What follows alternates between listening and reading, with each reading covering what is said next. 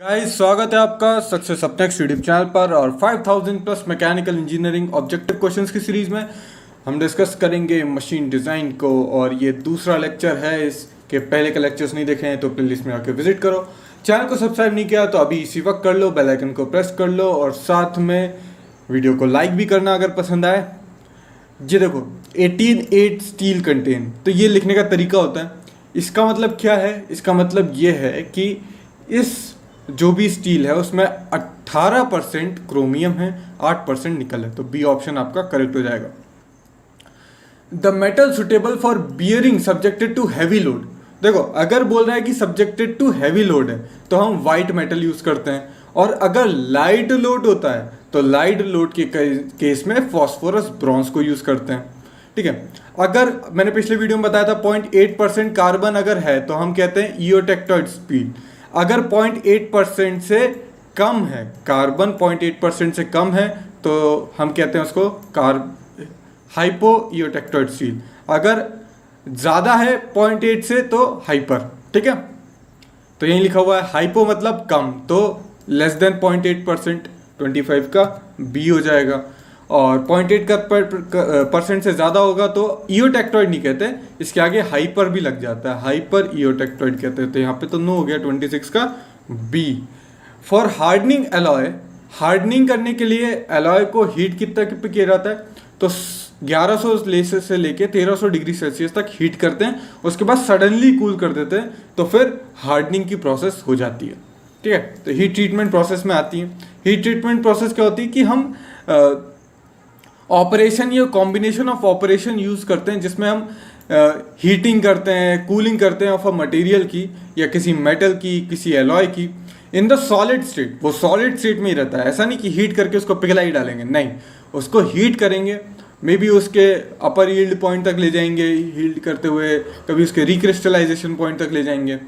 Purpose क्या है कि हम डिज़ायरेबल प्रॉपर्टीज़ चाह पाए, हम उसकी प्रॉपर्टीज़ को चेंज करना चाहते हैं बिना उसके केमिकल कंपोजिशन के चेंज किए।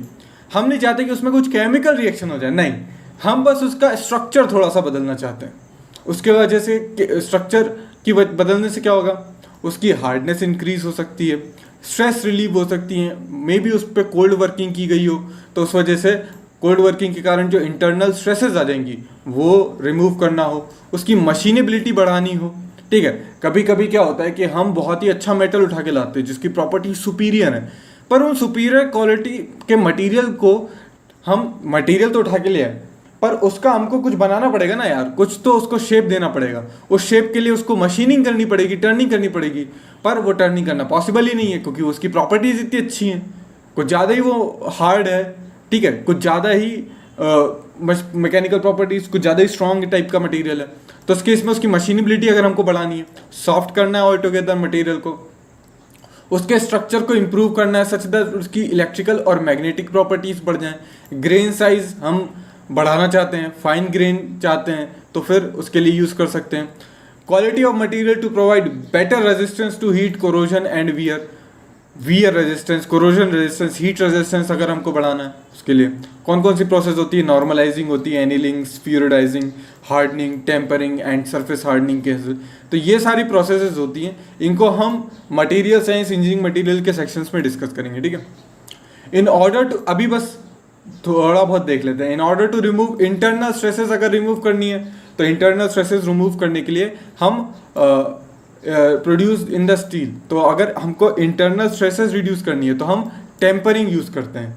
ठीक है, क्योंकि देखो एनीलिंग भी यूज की जाती है इंटरनल स्ट्रेसेस को रिमूव करने के लिए, पर यहाँ पे लिखा है produce by hardening the steel. अगर ऑलरेडी हार्डनिंग की वजह से कोई हमको इंटरनल स्ट्रेसेस आ गई हैं तो हम क्या बोलते हैं, टेम्परिंग यूज करेंगे।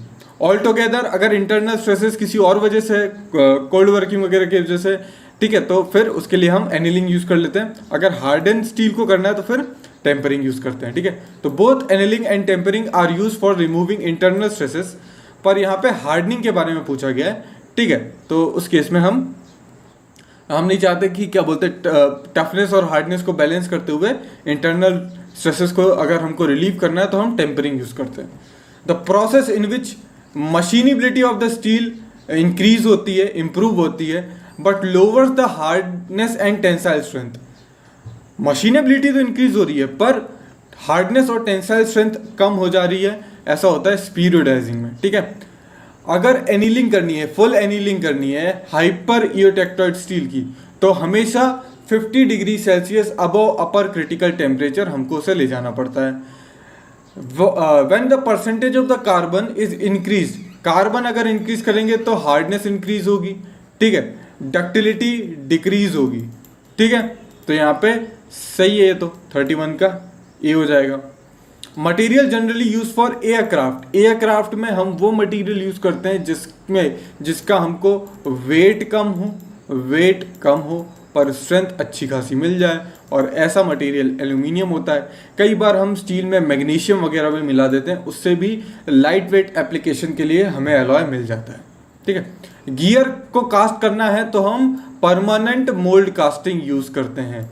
गियर को कास्ट करना है, अगर बोले गियर ब्लैंक को कास्ट करना है, अगर गियर ब्लैंक को कास्ट करना है तो हम क्या करते हैं, उसको फिर ऑल टुगेदर डिफरेंट प्रोसेस होती है, जिसमें क्या होता है कि सोडियम सिलिकेट होता है। सोडियम सिलिकेट में हम कार्बन डाइऑक्साइड को पास करते हैं और उस प्रोसेस से हम बड़े बड़े गियर ब्लैंक्स बना लेते हैं, उस प्रोसेस से हम रोड रोलर वगैरह बना लेते हैं, तो उस प्रोसेस को हम यूज़ करते हैं। ठीक है, और परमानेंट मोल्ड कास्टिंग से हम ये क्या बोलते हैं, गियर बनाते हैं। ठीक है, तो ये दोनों चीज़ें आपको याद रखनी होगी, एग्जाम्स में पूछी जाती हैं। ठीक है, तो कास्टिंग्स में भी यही होता है कि आपसे एग्जाम से बहुत बार पूछा जाता है कि कौन सी प्रोसेस से कौन सा मटेरियल बन रहा है। ठीक है, तो CO2 गैस मोल्डिंग जो होती है ना, CO2 मोल्डिंग, उससे हम गियर ब्लैंक्स वगैरह भी बनाते हैं। ठीक है, the temperature at which the new grains are formed, new grains are formed, इसका टेम्परेचर होता है रिक्रिस्टलाइजेशन टेम्परेचर।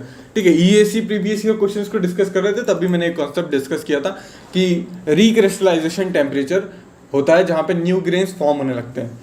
पहले से जितना ज़्यादा मटेरियल में स्ट्रेसेस होंगी, जितना ज़्यादा वो स्ट्रेंड होगा, उतना कम उसका रिक्रिस्टलाइजेशन टेम्परेचर होता है। The working of the metal above recrystallization temperature is known as hot working. और अगर कोल्ड वर्क में क्या होता है कि वर्कड बिलो रिक्रिस्टलाइजेशन टेम्परेचर, और ऐसा जब करते हैं तो उसकी हार्डनेस और स्ट्रेंथ भी बढ़ जाती है। तो 36 का यहाँ पे B और C दोनों हो जाएंगे।